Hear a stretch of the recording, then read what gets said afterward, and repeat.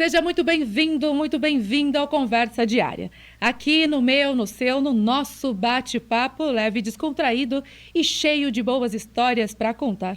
Igual aquelas boas histórias que a gente conta entre amigos? É isso aí. Hoje nós vamos conversar com um pianista, sanfoneiro, regente. Ele tem muita história para contar nessa área musical.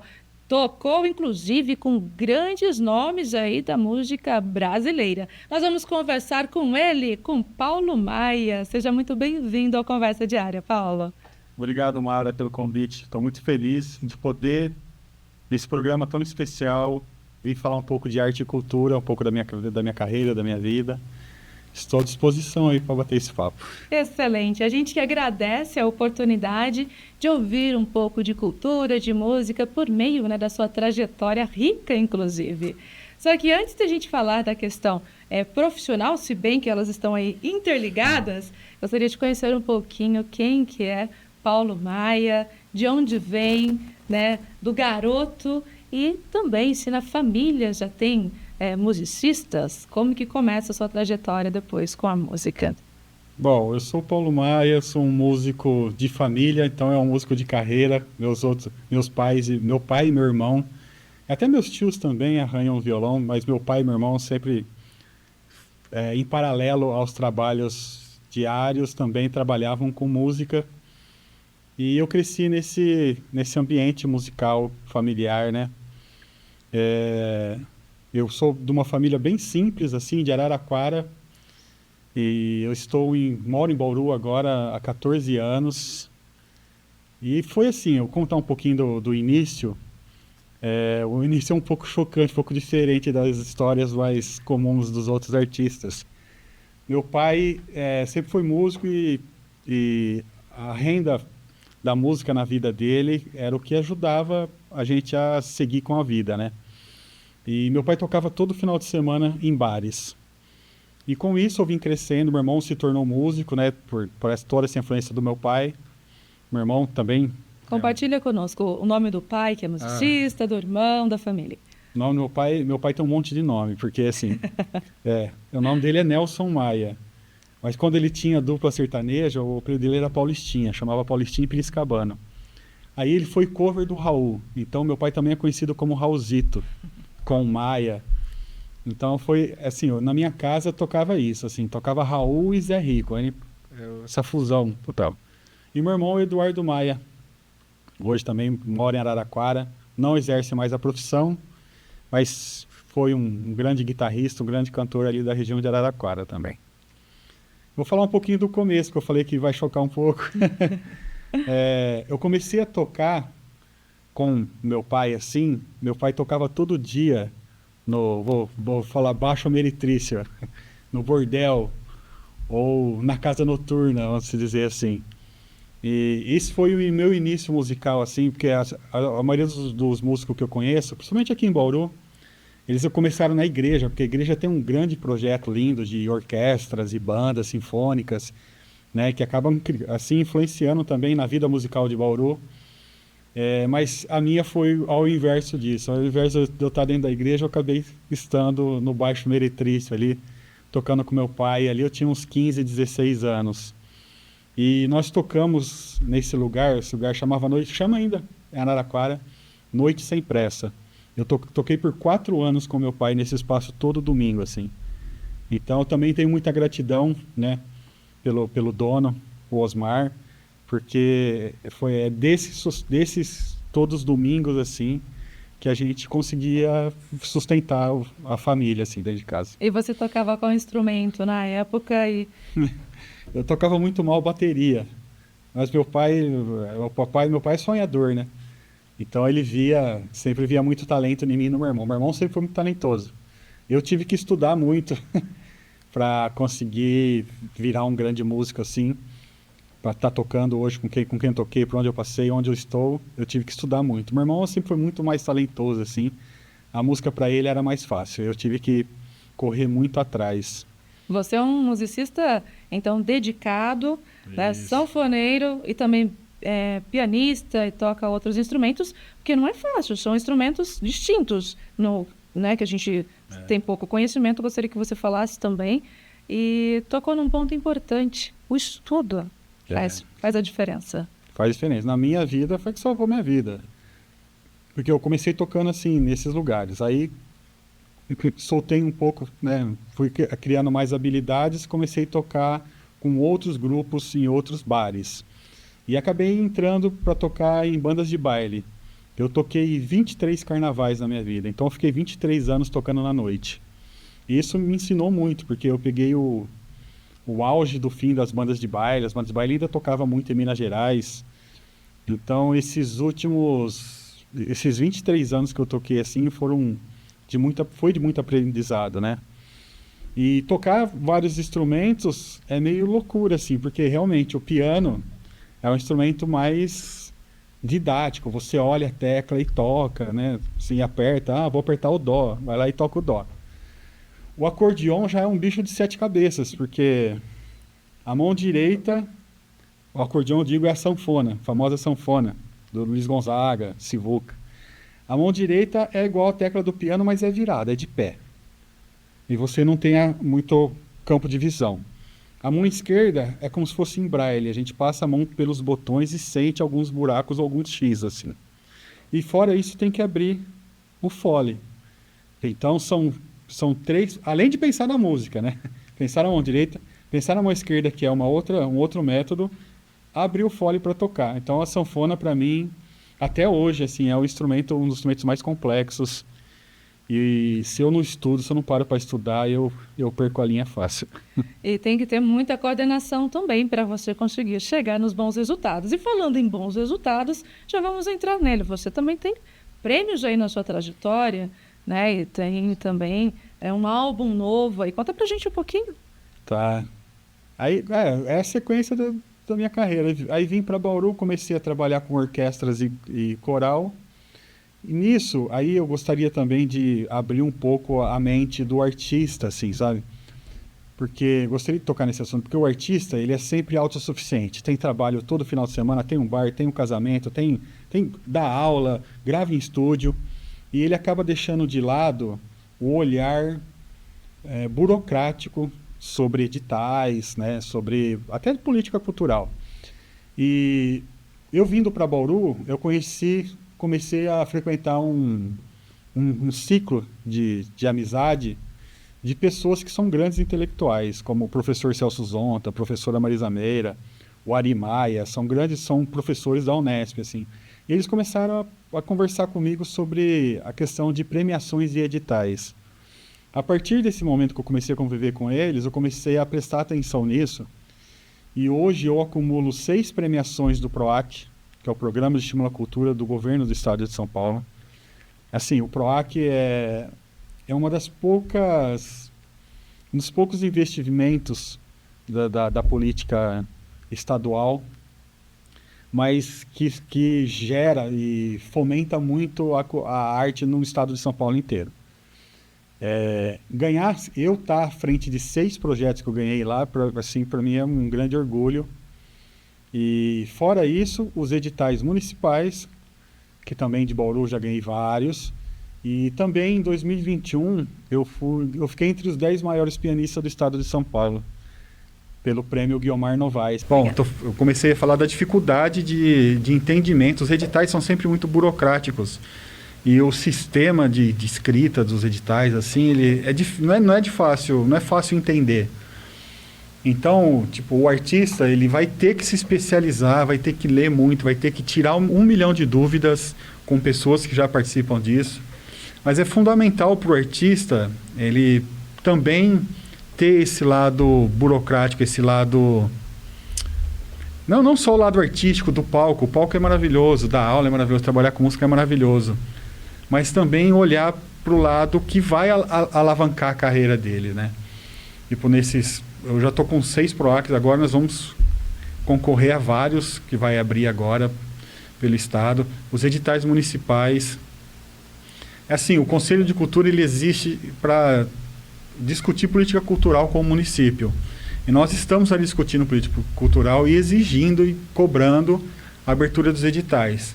Mas aí quando abre os editais, eu vejo a lista de inscritos, é sempre os mesmos. É muito difícil uma renovação. Então eu deixo um recado aí para os artistas de Bauru e região que se dediquem um pouco, olhem um pouco para esse lado burocrático, é chato, mas vai valer a pena e vai dar um up na carreira de vocês, assim. Muito bem, recado dado. Então, falando agora também sobre a questão de gravações. Você gravou músicas aí, também é conhecido por gravar músicas de Hermeto Pascoal. Queria que você comentasse um pouco a respeito, quem é ele e da importância dele também para esse meio musical. Tá. Bom, primeiro eu vou pontuar quem que é o Hermeto, né? Para mim, o Hermeto é o maior músico do mundo de todos os tempos. E hoje ele está com 89 anos, fazendo turnê fora do Brasil, ganhando o prêmio honoris causas em inúmeras universidades. Nas maiores universidades do mundo, ele é homenageado. Ele é um músico alagoano, que nasceu em Lagoa da Canoa, município de Arapiraca, bem sertão mesmo de Alagoas, que aliás até hoje essa cidade mantém essa cultura raiz, né? Uma cultura mais simples. Então o Hermeto é de lá, ele é um músico albino, então ele tem os cabelos brancos, sempre teve o cabelo albino, sempre teve os cabelos brancos, a pele rosada. E tem algumas histórias dele, assim, pontuar um pouquinho para entender o que ele fez para a música brasileira. O Hermeto, quando ele era pequenininho, bem criança, a mãe dele trabalhava na lavoura. E ele, por ser albino, ele ia com os pais trabalhar na lavoura, mas ele ficava recuado debaixo de uma árvore onde tinha muita sombra. E nesse momento que ele ficava sozinho enquanto os pais trabalhavam, ele começou a perceber que os pássaros cantavam, o sapo, né, tinham vários animais, e ele sentiu que esses animais queriam conversar com ele. E num certo momento ele pegou um bambu, fez uns furos e começou a fazer um som como se fosse uma flauta.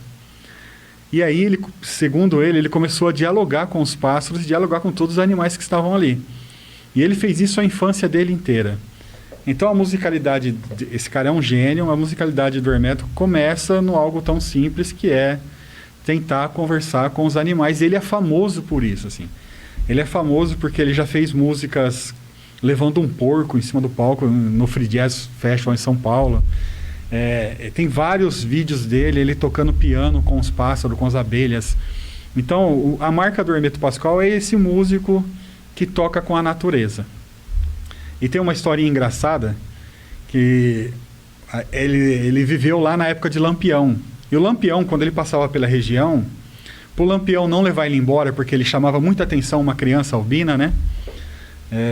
A mãe dele sujava ele de carvão, para ele ficar tudo sujo, tudo feinho assim, para quando o Lampião passasse não levasse ele embora. Mas assim, Hermeto cresceu, começou a tocar nas feiras ali em Alagoas, e nessa feira ele conheceu o Encurtando Tudo. Nessa feira o Sivuca encontrou ele, o Sivuca olhou para ele, viu o tamanho do talento dele, levou ele para a Rádio Nacional. Quem não conhece esse Sivuca, traz para a gente também essa informação. Quem não é dessa área da música, vamos contextualizar. O Sivuca é o maior nome do acordeon que teve no Brasil, assim. Ele tem duas músicas famosas, que é João e Maria, que ele fez com Chico, aquela Agora eu era herói e meu cavalo. E Feira de Mangaio, que é um forró bem famoso que toca em toda a roda de forró, assim. Esse é o Sivuca. E um grande sanfoneiro também. E viu no Hermeto e levou o Hermeto para a Rádio Nacional. Da Rádio Nacional ele foi para São Paulo. Em São Paulo ele começou a tocar nos bares, criou o grupo dele e se tornou esse mito hoje. Hoje o Hermeto está com praticamente 9.000 músicas não gravadas. Ele é um compositor compulsivo. E eu, de 2003 para cá, dos anos 2000, na verdade, eu comecei a gravar essas músicas inéditas do Hermeto. Então, e gravar para YouTube. O YouTube nem era o grande canal que é hoje, né? Na época. E lá nos anos 2000, estava surgindo o YouTube. Aí eu comecei a gravar. Hoje eu já gravei 75 músicas do Hermeto para YouTube. E eu tenho 2 álbuns gravados, um chamado Inéditas Hermeto, de músicas que ele me deu. E agora eu acabei de gravar um álbum chamado Calendário do Som, que ele fez um álbum com 366 músicas para todas as pessoas do mundo, com a sua data de aniversário. E eu consegui gravar 8 faixas desse álbum e eu estou em processo de lançamento agora. E você é conhecido justamente por isso, por ser o musicista que mais toca metal aí. E um detalhe também, me corrija se eu estiver errada, que ele é quase cego. Então ele também tem essa sensibilidade com a questão da música, né? E não só toca por meio da sensibilidade, mas toca vocês também, você que vem trazendo aí esse álbum, essas gravações. Exatamente. O albino, né, a pessoa albina, ela tem que usar óculos, né? Eu acho que tem uma ligação, a baixa visão com a pessoa ser albina. E o Hermeto é isso, assim, ele tem, eu acho que 30% da visão. E até tem um lance curioso, dessas 9.000 músicas que hoje ele fez, né, que não gravadas, ele usa a folha muito perto do rosto. E o álcool do canetão começou a fazer mal na respiração dele. Ele teve problema respiratório de tanto compor, assim. Ele compõe todo dia. Então esse é o Hermeto Pascoal, uma pessoa muito humilde, um coração enorme, sim. Conheceu a minha trajetória em cima da obra dele. Hoje nós somos amigos. Eu toco nos aniversários dele, nas turnês de aniversários dele, desde 78, desde os 78 anos dele. Agora ele está com 89, já faz 11 anos que eu toco com ele nessas turnês de aniversário. Ele me manda inúmeros presentes, eu gravo, eu faço projetos. Bom, é isso, ele é meu amigão, graças a Deus. Muito bom, muito bom. Então vamos aproveitar, nós vamos para um rápido intervalo e ouvir um pouquinho aí desse seu novo álbum e depois a gente vai voltar falando sobre ele também, tá bom? Tá bom. E você continue com a gente, não saia daí, voltamos já, até mais.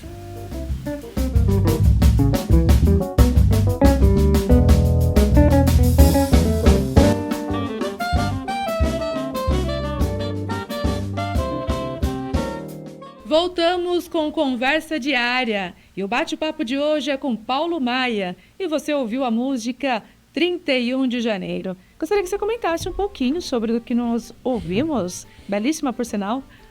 Eu escolhi essa canção assim para tocar aqui, essa música, né? Canção tem letra. Essa música pra gente tocar, porque eu sou dessa escola da música universal. A música universal é um título criado por Hermeto, que é a música sem preconceito, a música aberta à criação e à improvisação. Essa música, ela é um samba rock misturado com um maracatu. Então isso é muito a história e a obra de Hermeto Pascoal, no qual eu também faço parte dessa legião de fãs. E nos meus álbuns autorais também, eu tenho 2 álbuns relacionados à música do Hermeto, que é o Inéditas Hermeto e o Calendário do Som, que está disponível no Spotify, mas também tenho 2 álbuns autorais, que é com o Paulo Maia Trio e o Paulo Maia Quinteto. Paulo Maia Quinteto, que eu lancei o ano passado. É o álbum chamado Raízes Brasileiras. Então, nesses 2 álbuns, lógico, também tem identidade da música do Hermeto, mas é um trabalho autoral, né, um pouco diferente do que nós acabamos de ouvir agora. Então também vai lá no Spotify, digita Paulo Maia, que vocês vão ver mais 2 álbuns autorais para vocês ouvirem. Muito bom, vamos escolher mais um trechinho aí de uma que você gosta para ouvirmos também apreciar. Tá. Qual que você indica? Eu vou pedir para colocar então o Sivuqueando, que é uma música que eu fiz para o Sivuca, um baião bem tradicional, assim, bem diferente do que a gente acabou de ouvir. Muito bom, então vamos acompanhar.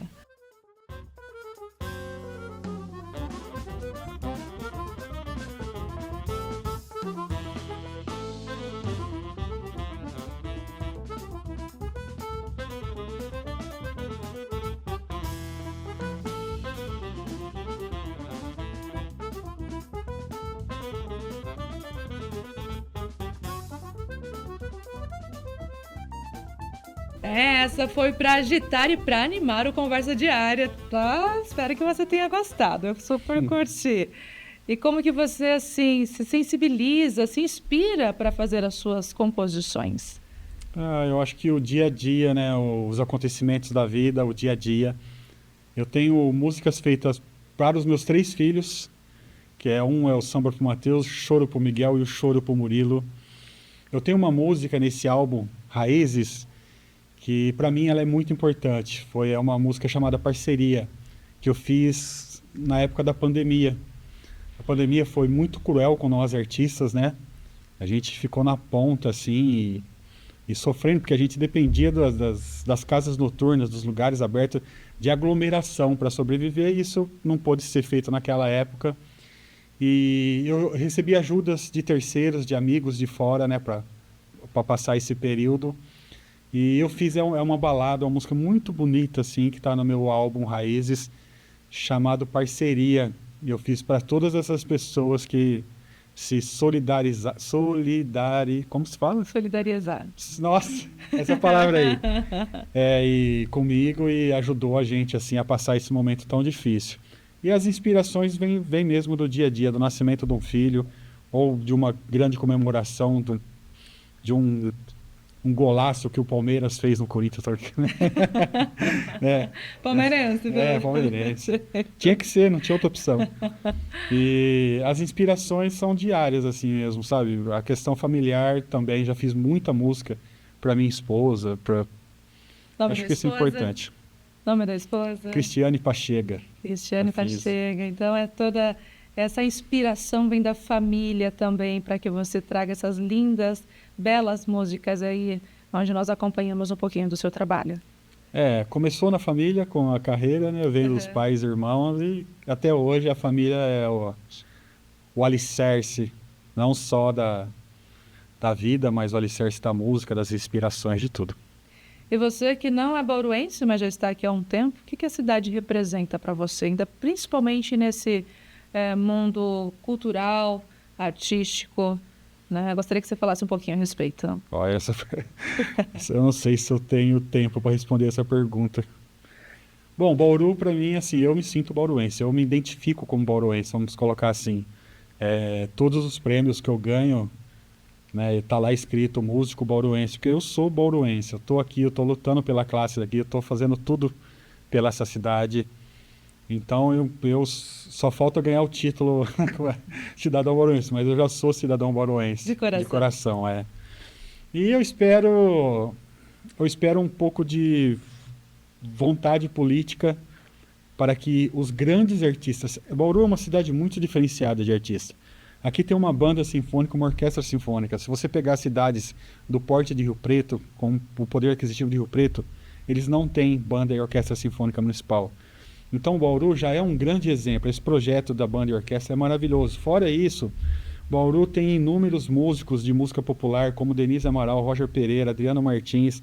Nossa, se eu começar a falar aqui, eu não paro mais. Kleber Gaudêncio. Tem inúmeros pianistas maravilhosos, cantores maravilhosos, instrumentistas maravilhosos, atores maravilhosos. A companhia de dança do Sivaldo também é uma maravilhosa, que é do município também. Teatro. Cara, assim, o Conselho de Cultura é um espaço que nós temos 8 representantes das cadeiras artísticas de Bauru. Então, todas essas cadeiras são muito bem representadas e nós temos grandes artistas por trás dessas cadeiras. Bauru é um celeiro de artistas comprovado, as premiações do PROAC que o digam. Então, todo ano vem a galera do teatro, a galera do audiovisual, a galera da música, a galera dos quadrinhos, a galera da dança. Então, nós estamos em destaque em todas as premiações do estado de São Paulo. Porém, eu sinto vou usar a palavra desprezo, um pouco de desprezo do poder público com esses artistas, porque a gente sempre ouve que não tem dinheiro, o superávit está batendo 50 milhões agora, está falando que não tem dinheiro. Isso é, para mim, o que eu espero de Bauru. Por isso que eu falei, essa pergunta é complexa para mim. O que eu espero de Bauru, eu espero um pouco de vontade política para ajudar os artistas locais. É um absurdo, no aniversário da cidade, se gastar 3 milhões e gastar 9 mil reais com 3 bandas de Araraquara. 3 milhões contra 9 mil. É muito desproporcional. Isso não pode acontecer nunca mais nessa cidade. Então, o que eu espero de Bauru? Eu espero que todos esses grandes artistas tenham oportunidade de apresentar sua arte, de movimentar a cultura de Bauru, também com a verba municipal da Secretaria de Cultura que existe para isso. Não é a verba que está tirando a educação para pôr na cultura. Não está tirando. A educação tem, a saúde tem, a cultura tem. O que não pode é devolver o da cultura. Então, temos que usar o da cultura também. E que a população total também tenha consciência disso, que investir em cultura, investir em saúde, investir em educação, Isso é uma obrigação do poder público. Muito bem, Paulo. Você é um artista, um musicista e representa a sua classe por meio aí, né, das suas falas. E venho aqui trazer para você também a seguinte questão. Houve algum momento marcante na sua trajetória até aqui? Claro que houve vários, mas algum que marcou muito, assim, sua trajetória? Eu acho que falando assim, vem dois momentos. Os dois aconteceram em Curitiba.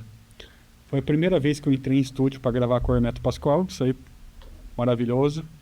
E o outro foi tocar com o Danilo Caymmi, né? A gente fez um show no Teatro Guairão, com mais de 3.000 pessoas, assim, foi muito marcante, assim, porque o grande artista, o grande público, eu acho que foi um dos shows, assim, que mais me marcou, uma grande estrutura também. Diante do nosso bate-papo, eu posso entender que você escolheu a música ou a música escolheu você? A música me escolheu fácil. Muito bom. Estamos caminhando para o final do nosso bate-papo do Conversa Diária. Eu vou pedir que você deixe um recado para quem está nos acompanhando, aquilo que estiver no seu coração. Gostaria de reforçar mais uma vez que o artista também, além de se dedicar aos palcos, à criação, né? Independente do artista, se é de palco ou não, se dedicar à criação, que se dedique também um pouquinho à militância cultural, que enxergue um pouco essa possibilidade de editais que possam engrandecer a carreira. Nós temos a Associação Alegro, que é uma associação que ajuda os músicos, uma associação musical, a crescer na vida, a criar projetos. Como que faz para ter acesso à Associação Alegro? Pelo Instagram, Associação Pro Música Alegro de Bauru. Associação Pro Música Alegro de Bauru. Venham até nós estamos ali dispostos a ajudar todos vocês, né? E também acreditar na música e consomem. Vocês têm que consumir cultura. Cultura está em todos os lugares, desde a novela a ligar o rádio no carro. E valorize também, valorize. Olhem com bons olhos os artistas, porque é uma profissão difícil, mas é uma profissão que só de ser o alimento da alma das pessoas, para nós, a gente já se sente como os curadores disso. Muito bom, obrigada por você aceitar o nosso convite, compartilhar um pouquinho da sua trajetória. Desejo para você sucesso, que você continue aí numa linda estrada, brilhando sempre. Eu agradeço o convite, muito bom mais uma vez estar nesse canal tão importante, falando sobre política e cultura local. Obrigada, sucesso. Obrigado. Então falamos com Paulo Maia, esse pianista que trouxe muita história boa aqui para a gente hoje sobre cultura. Eu agradeço você pela participação, por nos acompanhar até o final desse nosso bate-papo. Espero que você tenha gostado, porque eu super curti. Então vamos ouvir mais um pouquinho de uma música, né, de Paulo Maia. Até mais, até o nosso próximo encontro. Forte abraço. Tchau, tchau.